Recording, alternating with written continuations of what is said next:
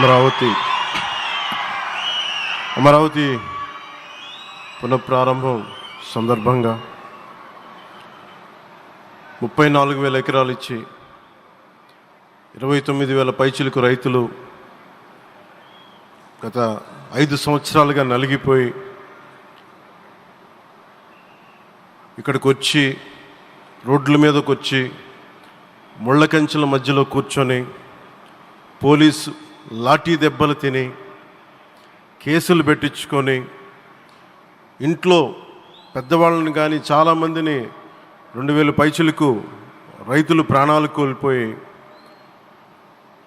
మీరు నలిగి బాధపడి మీ కన్నీళ్ళు తుడిచే వాళ్ళు ఉన్నారా ఆ రోజునని చాలాసార్లు మహిళా రైతులు నన్ను అడిగారు. ఇది గౌరవ ప్రధానమంత్రి శ్రీ నరేంద్ర మోదీ గారికి తెలుస్తుందా అని ఒకసారికి 5 సంవత్సరాల క్రితం మీరు అడిగారు. నేను ఆ రోజు ఆయనకి తెలియకుండా ఏది ఉండదు, అమరావతి శాశ్వత రాజధానిగా ఉంటుందని ఆ రోజు మేమందరం కలిపి మాట ఇచ్చాం. ఆ ఇచ్చిన మాట ప్రకారం ఈ రోజున గౌరవ ప్రధానమంత్రి గారి చేతుల మీదుగా మళ్ళీ ఇంకొకసారి పునఃప్రారంభం జరగబోతుంది. ఇది ఆది శంకరాచార్య 1237వ జయంతి సందర్భంగా తిరిగి అమరావతి పునఃప్రారంభం కావటం చాలా ఆనందాన్ని కలగజేస్తుంది. మనందరం 5 కోట్ల మంది ప్రజలకి సంబంధించి ఇది ఒక హబ్, ఇది సెంటర్, సెంటర్ ఇది. అంటే మనందరికీ సంబంధించిన ఇల్లు ఇది. మనందరం ఎవరిని అడుగుతున్నామంటే ఒక ప్రధానమంత్రి గారు పూర్వం సన్యాసాశ్రమంలో ఉన్నప్పుడు ఆయనకి అనికేత్ అనే పేరు పెట్టారు. అనికేత్ అంటే అర్థం పరమశివుడు, ఇల్లు లేనివాడని. అలాంటి ఇల్లు లేనివాడు, కుటుంబం లేనివాడు 5 కోట్ల మంది కుటుంబాలకు, 5 కోట్ల మంది ప్రజల కోసం, ఎన్ని కోట్ల కుటుంబాల కోసం మనందరికీ రాజధానిలో ఒక నగరం నిర్మించడానికి, ఇల్లు నిర్మించుకోవడానికి ఇల్లు లేకుండా 140 కోట్ల మంది ప్రజల బాధ్యత తీసుకొని కశ్మీర్ నుంచి కన్యాకుమారి వరకు, అక్కడ కామాఖ్య నుంచి ద్వారకా వరకు ప్రపంచమే, మన దేశమే తన కుటుంబంగా చేసుకుంటూ ఈ భారతదేశమే తన ఇల్లుగా చేసుకొని తిరిగి పునఃప్రారంభానికి విచ్చేసిన గౌరవ ప్రధానమంత్రి శ్రీ నరేంద్ర మోదీ గారికి మనస్ఫూర్తిగా మన అందరి తరపున, ఆంధ్రప్రదేశ్ ప్రజలందరి తరపున, అమరావతి రైతాంగం తరపున, ఆడపడుచుల తరపున వారికి చేతులెత్తి హృదయపూర్వక నమస్కారాలు తెలియజేస్తున్నాను. దివిసీమ తుఫాన్ వచ్చి అందరి ఆశలను తుడిచిపెట్టేసినట్టు గత ప్రభుత్వం రాష్ట్రం మరియు అమరావతి భవిష్యత్తుని తుడిచిపెట్టేసింది. అమరావతి అంటే పరదాలు, సెక్షన్ 30, సెక్షన్ 144 మాత్రమే గుర్తుకొచ్చేలా పనిచేశారు. నువ్వు ధర్మం కోసం నిలబడితే ధర్మం నువ్వు నిలబడేలా చేస్తుంది అనే విధంగా ఆ రోజున అమరావతి రైతులు, రాష్ట్ర ప్రజలు ఈ ధర్మ యుద్ధంలో విజయం సాధించారు. రైతులు ఇచ్చిన 11,000 ఎకరాల భూమిని త్యాగం చేసి వారి సంకల్పం, 33,000 ఎకరాల భూమిని త్యాగం చేసి వారి సంకల్పం ఫలితంగా ఈ రోజున ఆంధ్రప్రదేశ్ రాజధాని ఆవిర్భవించింది. అమరావతి రాజధాని పనులు పునఃప్రారంభమవుతున్న ఈ శుభ సందర్భంలో ముందుగా రాజధాని నిర్మాణం కోసం స్వచ్ఛందంగా ముందుకొచ్చి తమ భూముల్ని, పొలాల్ని ప్రభుత్వానికి ఇచ్చిన అమరావతి ప్రాంత రైతులకు, మీ త్యాగానికి గత 5 ఏళ్లుగా మీరు చేసిన పోరాటానికి శిరస్సు వంచి మీకు ధన్యవాదాలు తెలియజేస్తున్నాను. గత 5 ఏళ్లుగా రాజధాని నిర్మాణం నిలిచిపోయి రాజధాని తరలిపోతుందనే సమయంలో రోడ్ల మీదకు వచ్చి 5 కోట్ల ప్రజల తరపున రైతులు, మహిళలు, విద్యార్థులు చేసిన పోరాటం, మీరు పడిన అవమానాలు, మీపై పడిన గాయాలు ప్రతి ఒక్కటి మా మనసులో ఉంది.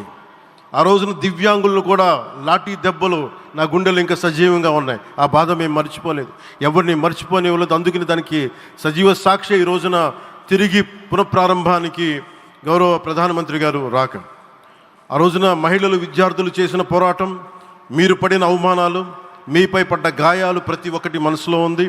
మీ త్యాగాన్ని మేము మర్చిపోం. మీరు చేసిన త్యాగానికి జవాబుదారీగా ఉంటాం. బాధ్యతగా అమరావతి నిర్మాణం జరిగేలా సాయశక్తుల ఈ కూటమి ప్రభుత్వం కృషి చేస్తుంది. అమరావతి రైతుల త్యాగాలను హృదయపూర్వకంగా స్మరించుకుంటూ వారి ప్రతినిధులుగా ఇక్కడకు విచ్చేసిన రైతులకి నా ప్రత్యేక నమస్కారం. ఈ పోరాటంలో వారికి ప్రతినిధులుగా సన్మానం అందుకుంటున్న మహిళా రైతులు పాత్ర, ప్రత్యేకించి అమరావతి మహిళా రైతుల పాత్ర చాలా అభినందనీయం. మీరు ఎంత నలిగారు, మీరు ఎంత రోడ్ల మీదకి వచ్చారు.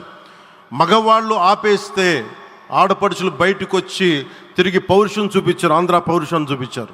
మీరికి నా ప్రత్యేక అభినందన. వాళ్ళు చూపిన సాహసం, సహనం అందరికీ ప్రేరణగా నిలుస్తాయి. వేదిక మీద ఉన్న నా మంత్రివర్గ సహచరులకి, గౌరవ ప్రధానమంత్రి శ్రీ నరేంద్ర మోదీ గారికి, విజనరీ అయిన గౌరవ ముఖ్యమంత్రి శ్రీ నారా చంద్రబాబు నాయుడు గారికి, సోదరులు లోకేష్ గారికి, గవర్నర్ గారికి ప్రత్యేకించి నా హృదయపూర్వక నమస్కారాలు, ధన్యవాదాలు తెలియజేస్తున్నాను. అలాగే ఇతర సహచరులకు, సభకు హాజరైన వారికి, రాష్ట్ర ప్రజలకు కూడా నమస్కారాలు తెలియజేస్తున్నాను. ఇక్కడ రైతులు భూమిని మాత్రమే ఇవ్వలేదు, రాష్ట్ర భవిష్యత్తును నిర్మించే ఆశలను, విశ్వాసాన్ని ఇచ్చారు. కానీ 5 సంవత్సరాల్లో గత ప్రభుత్వం ఆ త్యాగాన్ని అవమానించింది. 3 రాజధానులు అస్తవ్యస్త విధానంతో ప్రజల విఘ్నతని, అమరావతిని అగౌరవపరిచింది. ఈరోజు ఈ వేదిక నుండి మేమందరం మీకు హామీ ఇస్తున్నాం. అమరావతి మళ్ళీ ఒక ప్రపంచ స్థాయి సర్వశ్రేష్ఠ రాజధానిగా ఆవిర్భవిస్తుంది. అమరావతి ఒక ఆర్కిటెక్చరల్ జోన్, ఒక కాంక్రీట్ జంగిల్గా మిగిలిపోకుండా జవాబుదారీతనం, న్యాయం, ప్రజాస్వామ్యానికి ప్రతీకగా నిలవాలని ఆకాంక్షిస్తున్నాం. కేంద్రంలో రాష్ట్రంలో స్థిరమైన ఎన్డీఏ ప్రభుత్వం ఏర్పడిన కారణంగా అభివృద్ధి కార్యక్రమాలు వేగంగా సాగుతున్నాయి. మేనిఫెస్టోలో ఇచ్చిన హామీలన్నీ దశల వారీగా బాధ్యతాయుతంగా అమలు చేస్తున్నాం. కేవలం మ్యాచింగ్ గ్రాంట్స్ ఇవ్వని కారణంగా గత ప్రభుత్వం రాష్ట్రం కేంద్రం నుంచి పొందాల్సిన 1000 కోట్లు నష్టపోయింది. కానీ ఈ ప్రభుత్వం కోఆపరేటివ్ ఫెడరలిజం స్ఫూర్తితోటి, పరస్పర సహకారంతో పనిచేస్తున్నాం. రాష్ట్రంలో రహదారులు, రైల్వే, పారిశ్రామిక రక్షణకు సంబంధించి ఈ రోజున మన అమరావతియే కాకుండా రాష్ట్రంలో రహదారులు, రైల్వే, పారిశ్రామిక రక్షణకు సంబంధించి ఈ రోజున 1,07,00,000 కోట్ల విలువైన అభివృద్ధి పనులకి ప్రధాని గారు శంకుస్థాపనలు, ప్రారంభోత్సవాలు చేస్తున్నారు. రాయలసీమలో గుంతకల్ రైల్వే, గోరంట్ల హైవే లాంటి వివిధ కార్యక్రమాలకు, ఉత్తరాంధ్రలో పిఎం ఏక్తా మాల్ లాంటి వివిధ పనులకు ఈరోజు శంకుస్థాపన, ప్రారంభోత్సవం చేస్తున్న ప్రధానమంత్రి గారికి నా హృదయపూర్వక కృతజ్ఞతలు.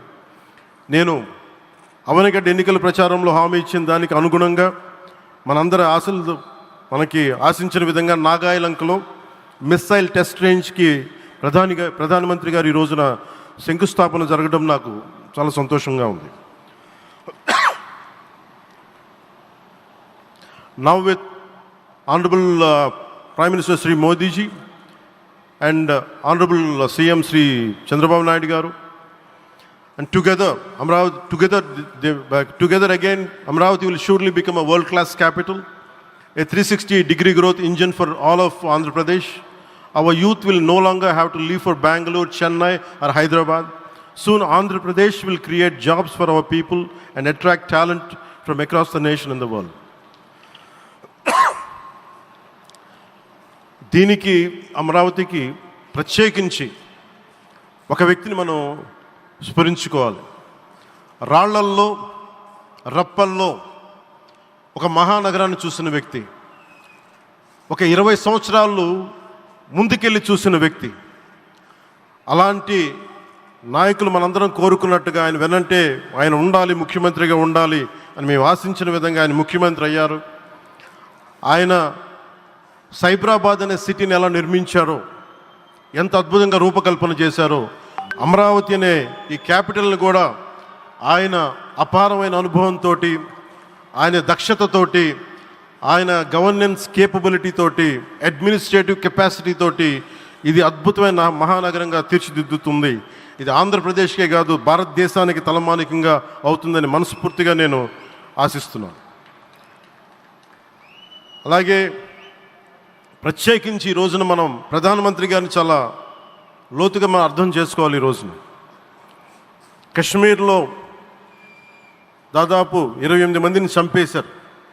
అలాంటి క్లిష్ట సమయంలో రాష్ట్రం, దేశం మొత్తం యుద్ధం వైపు వెళ్తున్న సమయంలో, అలాంటి కీలక సమయంలో ప్రధానమంత్రి గారు ఇక్కడికి వచ్చి లోపలంత బరువు, గుండెల్లో బరువు పెట్టుకొని వేదన ఉండి కూడా అమరావతి రైతులు చేసిన త్యాగాలను మర్చిపోకూడదని చెప్పి ఇంత ఇబ్బందుల్లో కూడా ఆయనకు వచ్చినందుకు మనస్ఫూర్తిగా ఒక్కసారి మనందరం ప్రధానమంత్రి గారికి గౌరవ సూచకంగా మనందరం కృతజ్ఞతలు తెలియజేయాలి.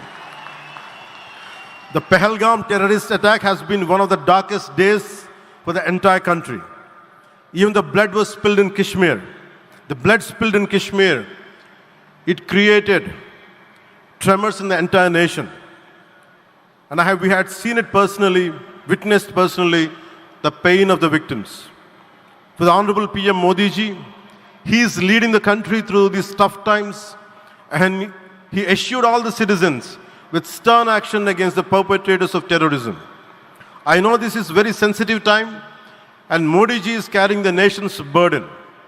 Amidst this tremendous difficult moment, Modi ji still gave time and came today to Amravati.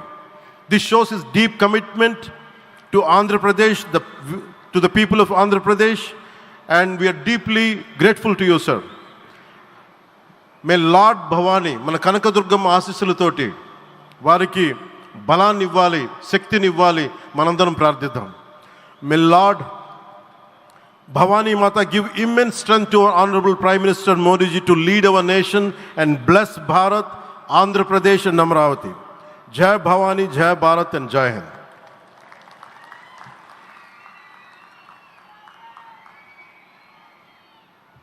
Shri Pawan Kalyan సార్కి ధన్యవాదాలు తెలియజేసుకుంటూ